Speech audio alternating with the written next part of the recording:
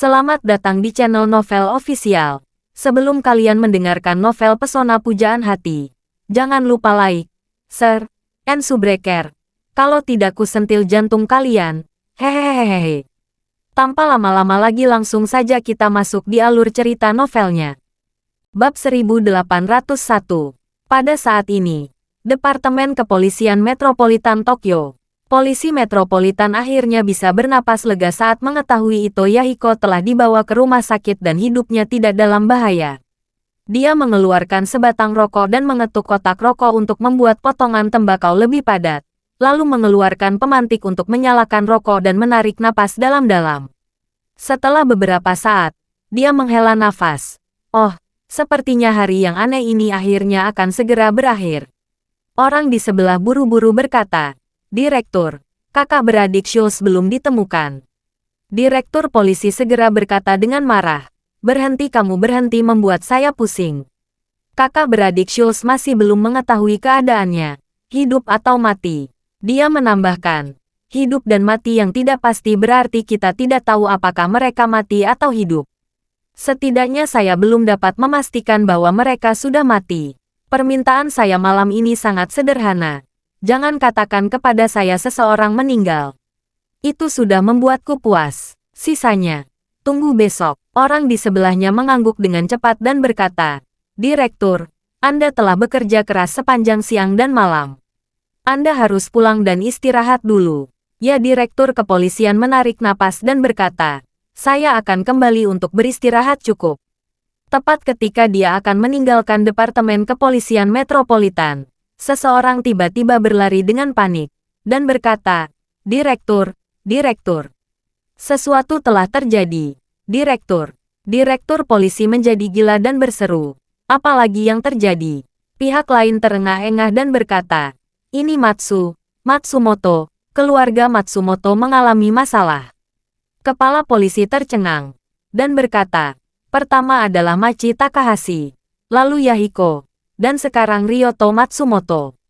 Mengapa orang-orang tidak memberi kita kesempatan bernapas?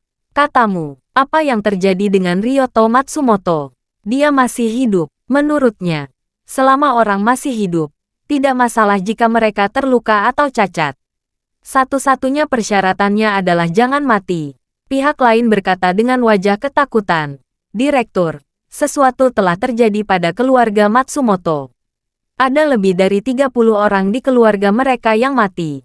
"Apa?" Ketika Direktur Kepolisian mendengarnya, dia membuang puntung rokoknya dengan putus asa, menjambak rambutnya dengan erat dengan kedua tangan, dan hampir roboh. "Aku hancur. Apa yang terjadi? Apa ini masih Tokyo yang aku kenal? Bagaimana orang-orang bisa mati?" Pihak lain juga gemetar dan berseru, "Malam ini rumah Matsumoto tiba-tiba terbakar." Setelah petugas pemadam kebakaran mengeluarkan api, mereka menemukan semua orang di keluarga Matsumoto terbaring rapi di ruang tamu, terbakar tanpa bisa dikenali. Mereka sudah dibunuh terlebih dahulu dan kemudian membakarnya. Betapa tragisnya adegan itu. Banyak petugas pemadam kebakaran muntah dan pergi ke rumah sakit. Ketika kepala polisi mendengar ini, dia merasakan tekanan darahnya melonjak dan melingkari mulutnya. Aku sial. Aku." Sebelum dia selesai berbicara, matanya menjadi gelap dan dia pingsan sepenuhnya. Pada saat yang sama, kota kuno Kyoto, Charlie dan Nanako berjalan lama di salju. Selama momen tersebut, Nanako memberitahu Charlie bahwa sejak dia datang ke Kyoto untuk memulihkan dirinya dari cedera, dia telah tinggal di mansion dan tidak pernah keluar. Dia ingin pergi jalan-jalan, jadi Charlie membawa diam-diam menyalakan tembok dan meninggalkan rumah besar itu, dan berjalan bergandengan tangan di jalan-jalan Kyoto. Bab 1802. Nanako memiliki banyak hal yang ingin dia katakan kepada Charlie, tetapi dia tidak tahu harus mulai dari mana. Jadi dia menceritakan kepada Charlie tentang masa kecil dan masa lalunya. Meski lahir di keluarga kaya, masa kecil itu Nanako tidak bahagia. Ibunya meninggal muda, dan meskipun ayahnya tidak menikah lagi, ini tidak dapat menutupi kekurangan masa kecil Nanako. Apalagi Yahiko disibukkan dengan rutinitas pekerjaan harian. Sangat sedikit waktu yang bisa dia lokasikan untuk Nanako. Selain itu, Karakter Yahiko selalu serius dan tidak tersenyum, sehingga masa kecil Nanako kurang diperhatikan. Saat masih hidup, Ibu Nanako selalu mengajari Nanako dengan cara yang sangat tradisional. Nanako mengikuti ibunya untuk belajar upacara minum teh, melukis, menyulam dan menjahit. Bahkan membaca puisi dan buku. Dapat dikatakan bahwa karakter Yamato Nadeshiko dari Nanako diberikan oleh ibunya. Namun setelah kematian ibunya, Nanako jatuh cinta dengan seni bela diri.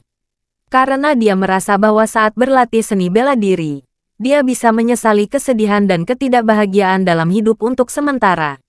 Pada awalnya, dia hanya berlatih seni bela diri untuk melarikan diri dari kenyataan.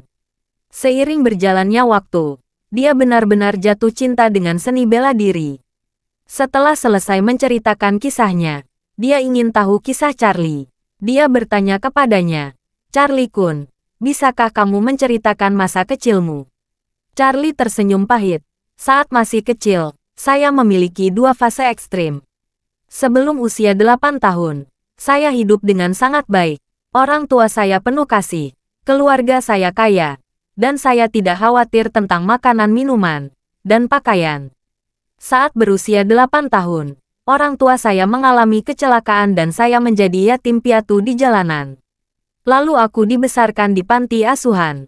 "Ah," Nanako terkejut saat mendengarnya. Dia berkata dengan sedikit menekankan, "Maafkan aku Charlie, aku tidak bermaksud begitu."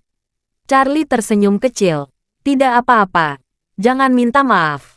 Nanako berkata dengan emosi, "Berarti, masa kecilku jauh lebih bahagia daripada kamu."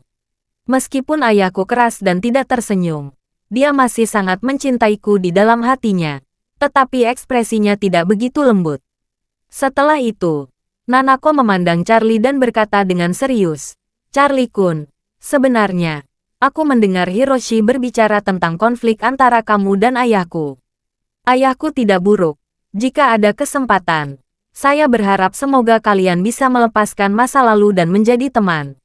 Sebenarnya, jauh di lubuk hati Nanako, apa yang sebenarnya ingin dia katakan bukanlah bahwa dia ingin Charlie dan ayahnya menjadi teman.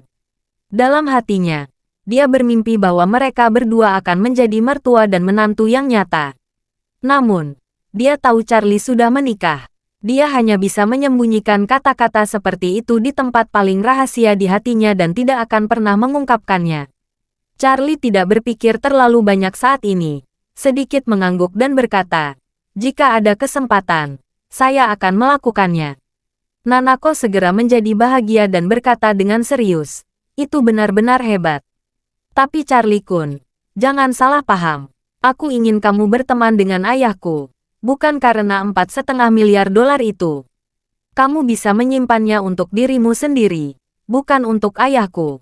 Charlie tidak bisa menahan tawa dan bertanya padanya, "Mengapa kamu diubah dari ayahmu? 4,5 miliar dolar bukanlah jumlah yang kecil." Nanako menjawab dan berkata dengan lembut, "Tidak masalah. Kamu telah menyelamatkan kehidupan dan menyembuhkan ederaku. Uang ini bisa dianggap sebagai hadiah dari ayahku untukmu." Charlie tidak bisa menahan tawa, dan berkata dengan gembira, "Jika ayahmu tahu ini, aku yakin dia akan membuatmu marah."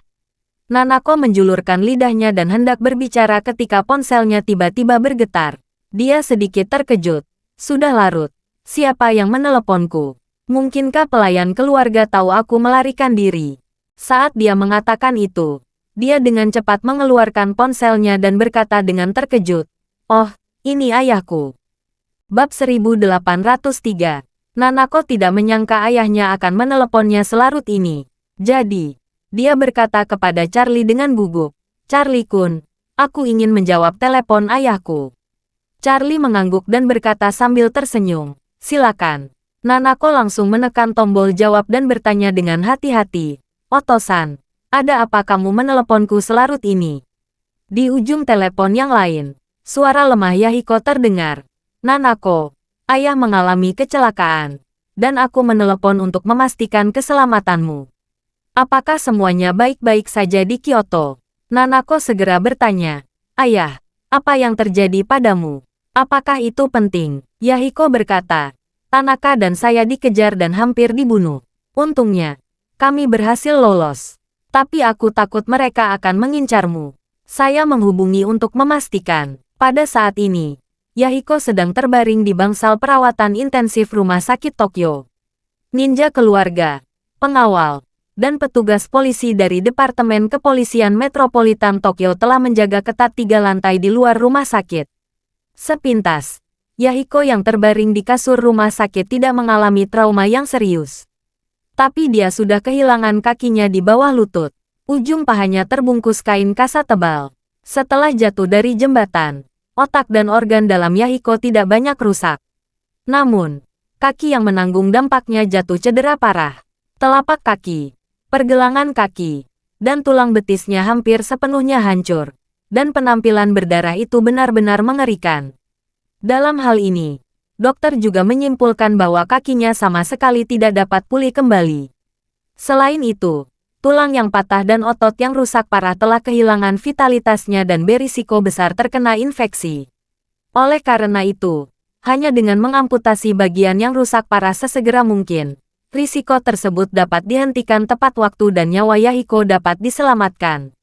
Bagi orang biasa, sekali jaringan tubuh terluka dalam area yang luas dan dalam skala besar, pada dasarnya tidak mungkin untuk diperbaiki. Jika anggota tubuh terluka parah, jika anggota badan tidak diamputasi, daerah yang terinfeksi akan cepat mempengaruhi seluruh tubuh dan akhirnya menyebabkan kematian. Saat itu, ketika dokter menanyakan pendapat Yahiko, Yahiko hampir tidak ragu-ragu. Dia juga seorang penguasa dan berpengetahuan luas. Pada saat-saat kritis, ia dapat dengan jelas menilai situasi yang dihadapinya. Menurutnya, suatu anugerah nyawanya bisa terselamatkan. Jika dia tidak mau menerima amputasi dan terus menahannya, kemungkinan besar dia akan mati karenanya.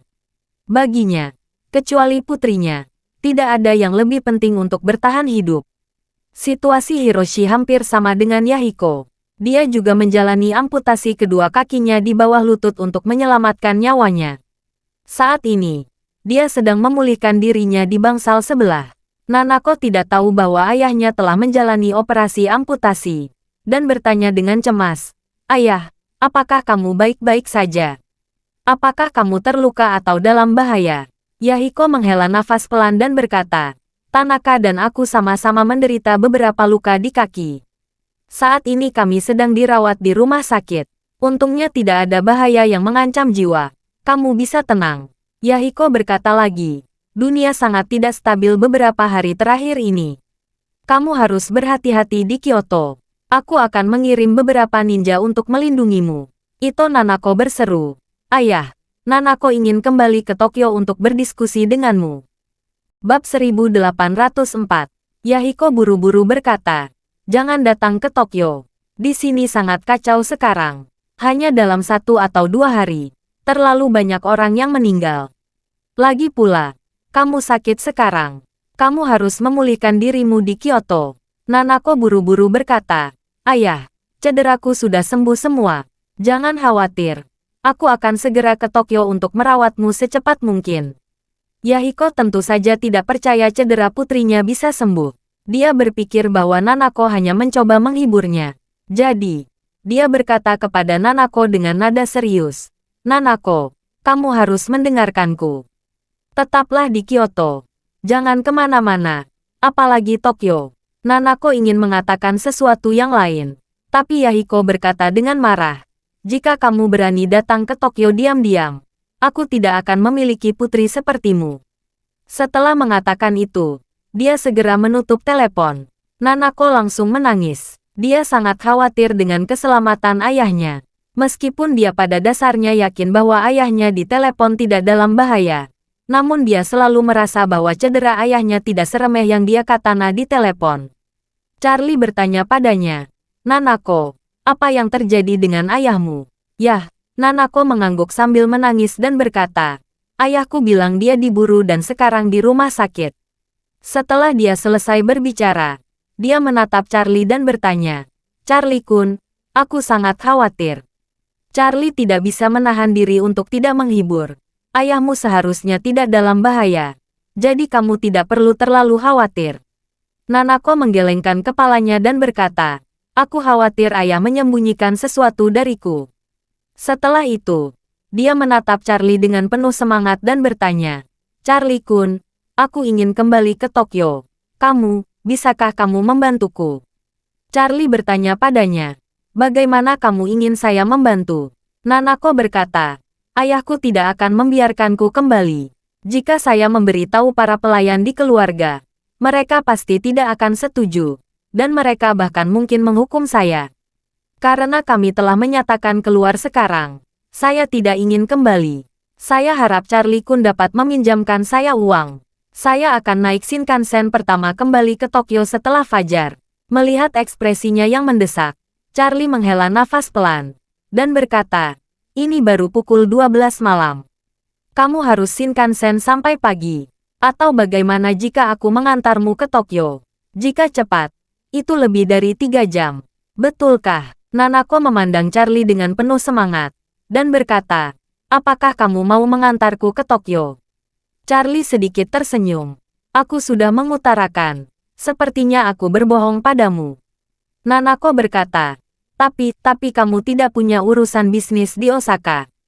Jika kamu mengantar saya ke Tokyo, apakah tidak menunda urusanmu di Osaka? Tidak apa-apa, Charlie tersenyum ringan dan menghibur. Kamu tidak perlu khawatir tentang aku. Ada seseorang di Osaka yang membantuku mengatasinya. Prioritas utama sekarang adalah mengantarmu ke Tokyo untuk menemui ayahmu terlebih dahulu. Jangan sampai kamu terus memintanya. Nanako meraih tangan Charlie, dan berkata dengan penuh terima kasih. Charlie, terima kasih banyak. Charlie tersenyum dan berkata, oke, jangan berlaku sopan. Mobil saya diparkir dekat. Ayo pergi sekarang. Oke, Nanako mengangguk lagi dan lagi. Menatap Charlie. Matanya penuh rasa terima kasih dan obsesi. Pada saat ini, Charlie, dalam matanya, adalah pahlawan yang tak dilawan yang dikirim oleh Tuhan untuk menyelamatkannya. Bab 1805. Di tengah malam, Charlie mengendarai mobil dengan cepat ke Tokyo, bersama Nanako Ito. Di tengah jalan, Isaac menelepon Charlie dan bertanya apakah dia telah menyelesaikan pekerjaannya dan kapan dia akan kembali ke Osaka. Charlie membayangkan bahwa dia tidak akan bisa kembali dalam beberapa waktu. Dia tidak bisa kembali sampai besok siang. Isaac tidak tahu apa yang terjadi dengan Charlie. Tapi dia tahu bahwa Charlie sangat kuat, dan tidak ada yang bisa mengancamnya di Jepang. Jadi dia merasa lega. Nanako, yang duduk di kopilot, tampak sangat gelisah sepanjang jalan.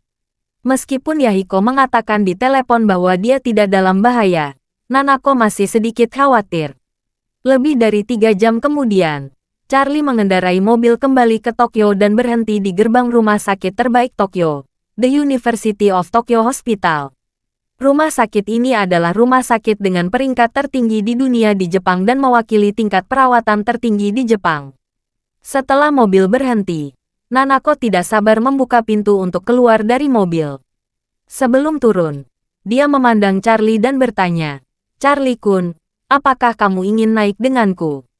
Charlie berkata dengan sedikit malu, ayahmu mungkin tidak ingin bertemu denganku, kan? Nanako berkata dengan serius, Charlie-kun, kamu menyelamatkan hidup. Bahkan jika itu adalah kesalahpahaman besar, aku percaya ayahku tidak akan peduli lagi. Charlie berpikir sejenak dan berkata, baiklah, kalau begitu aku akan pergi bersamamu. Sebenarnya, pemikiran Charlie sangat sederhana. Bagaimanapun juga Yahiko adalah ayah Ito Nanako.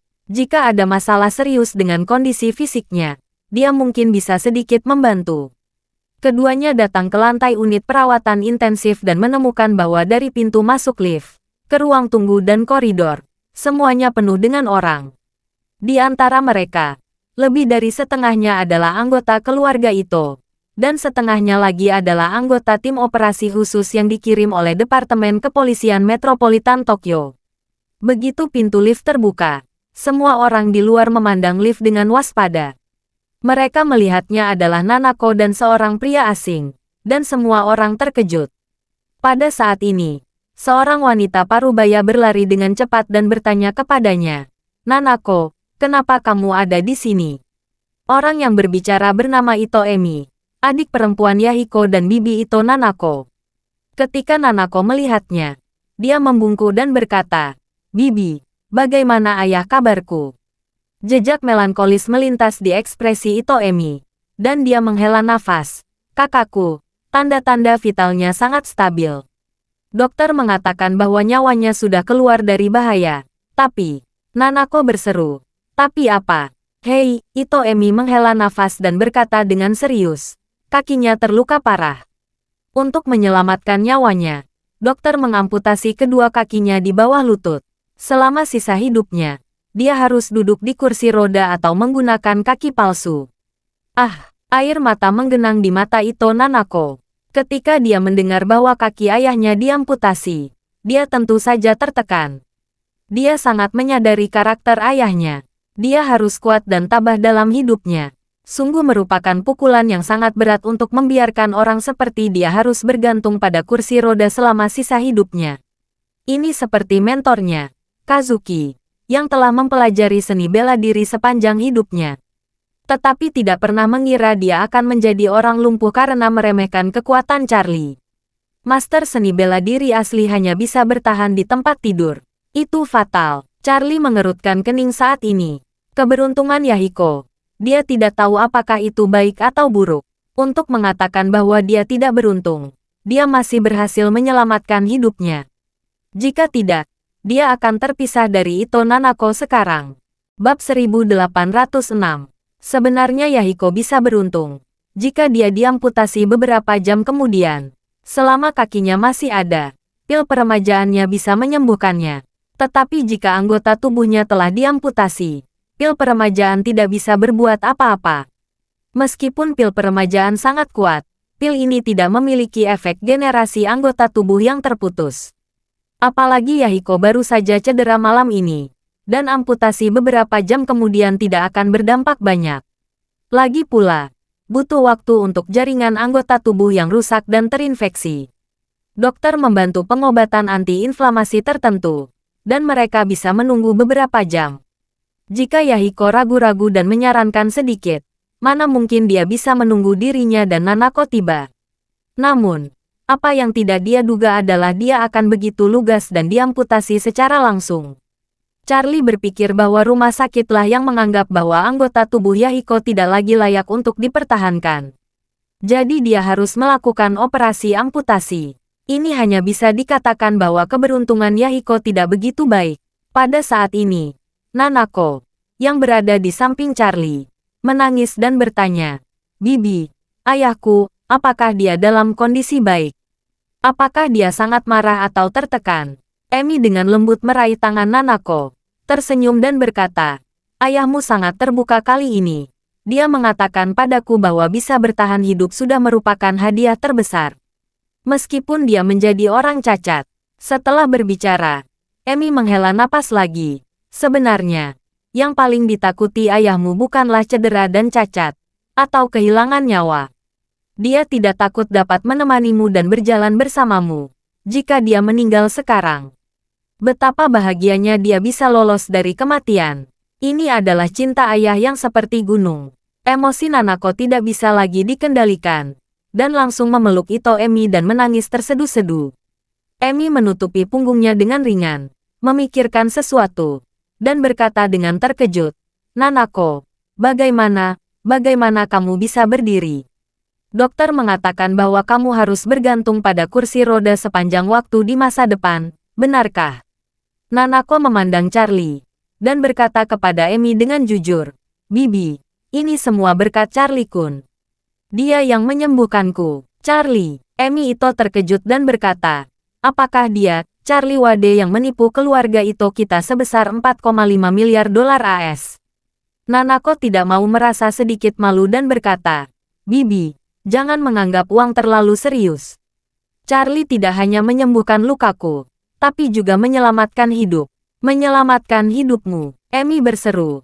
"Nanako, apakah kamu dalam bahaya?" Nanako mengangguk dan berkata, "Tadi malam, Machi Takahashi mengirim 6 ninja Fujibayashi ke Kyoto untuk membunuhku.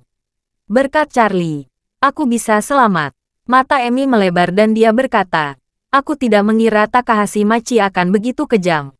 Bahkan ingin membunuhmu." Setelah itu, dia memandang Charlie dan berkata dengan serius, "Tuan Wade, Saya tidak ikut campur tentang urusan Anda dengan kakak saya. Karena Anda telah menyelamatkan Nanako, saya ingin mengucapkan terima kasih atas nama kakak saya dan seluruh keluarga itu. Begitu dia selesai berbicara, dia segera membungkuk 90 derajat dan menahannya selama sekitar 3 atau 5 detik. Charlie berkata dengan acuh tak acuh, sama-sama. Saya dan Nanako berteman. Inilah yang harus dilakukan teman.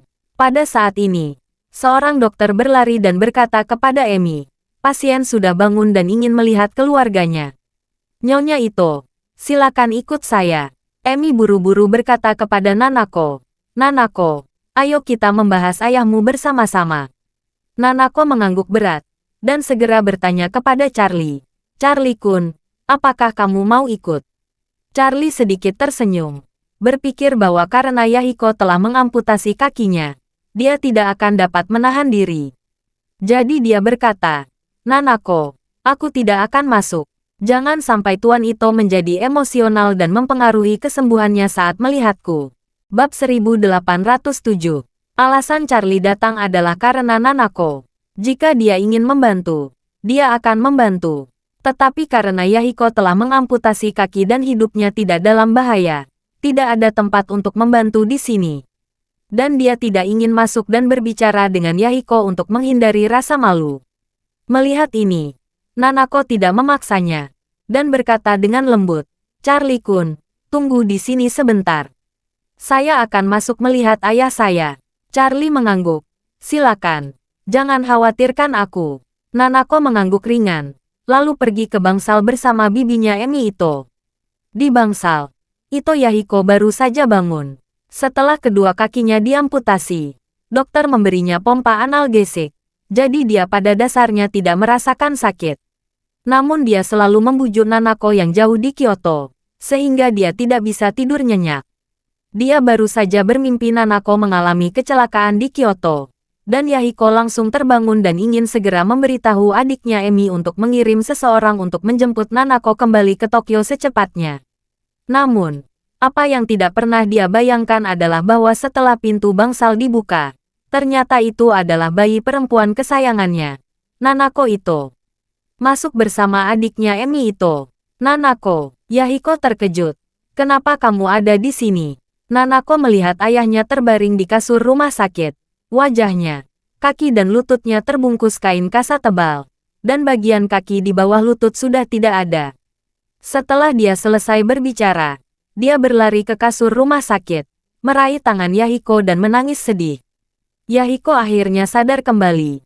Melihat putrinya muncul dengan selamat di depannya, dia merasa lega.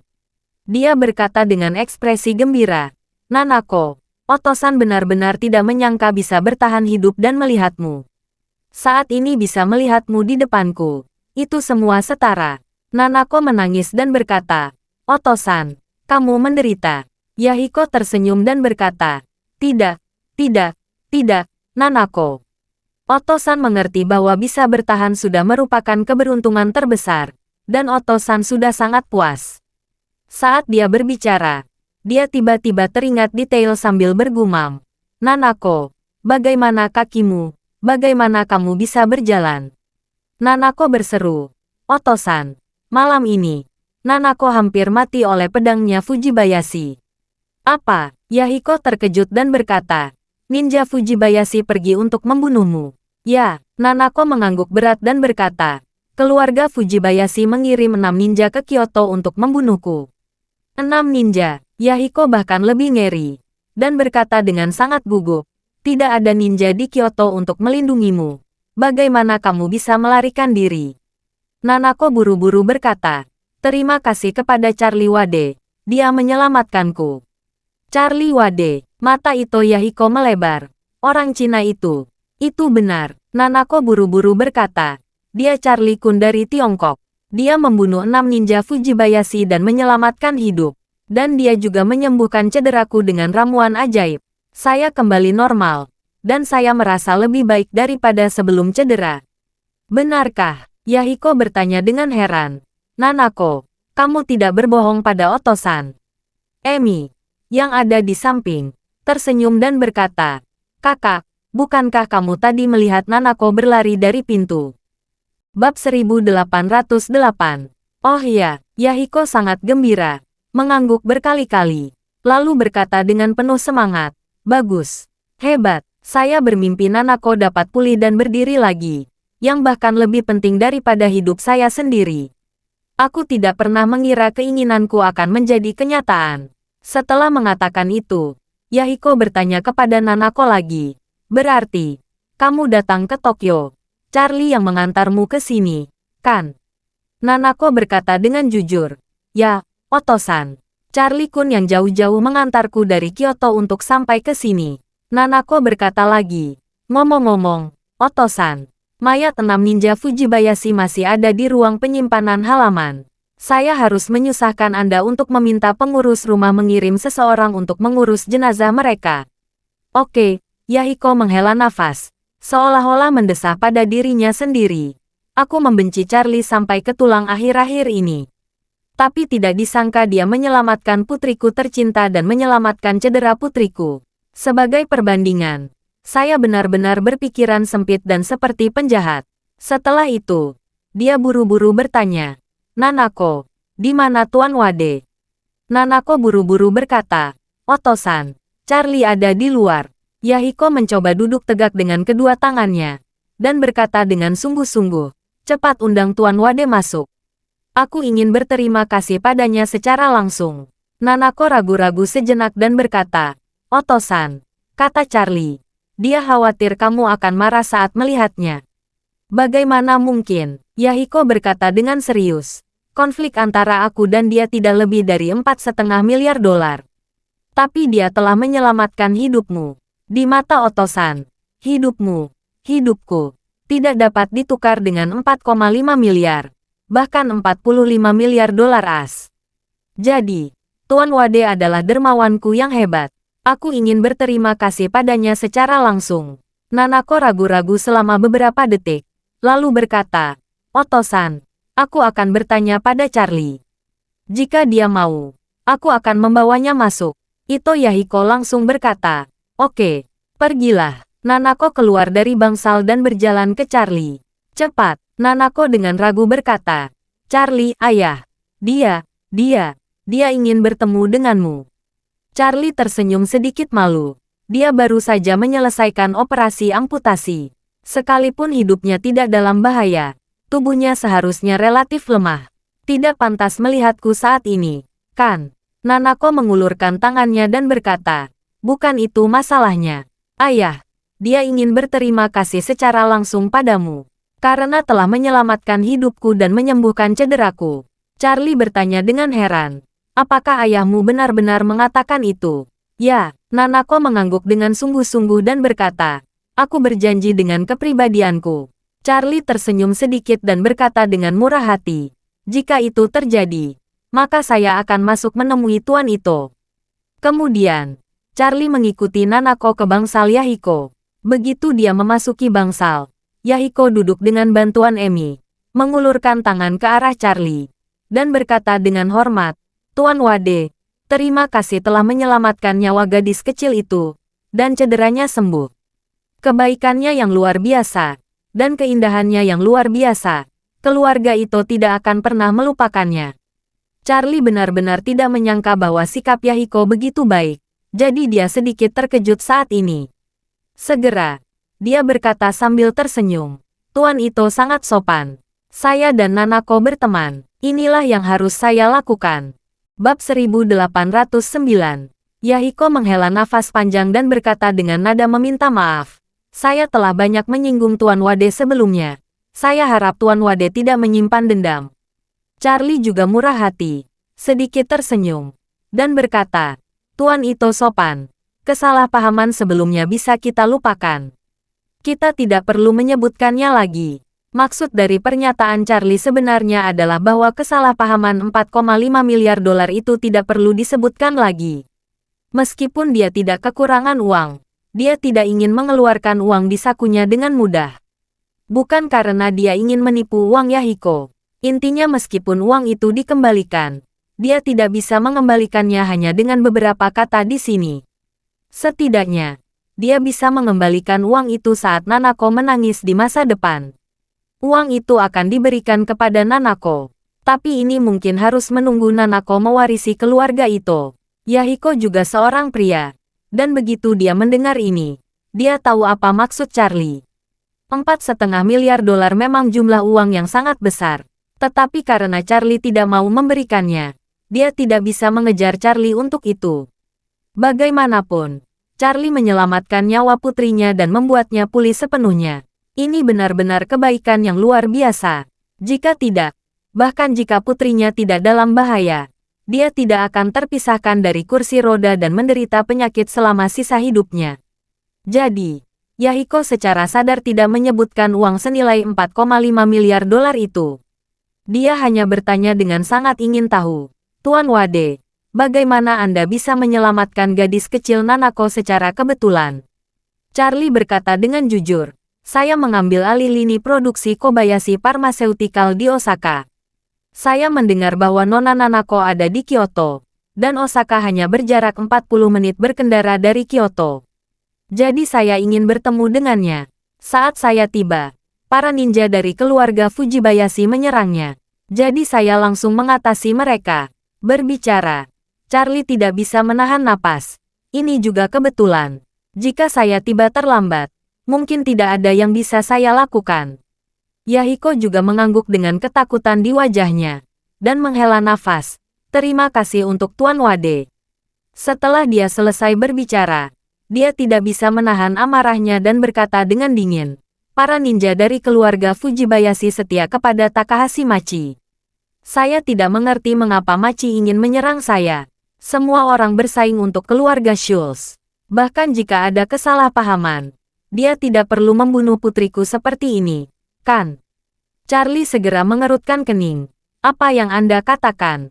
Keluarga Schultz. Keluarga Schultz yang mana? Yahiko menjelaskan.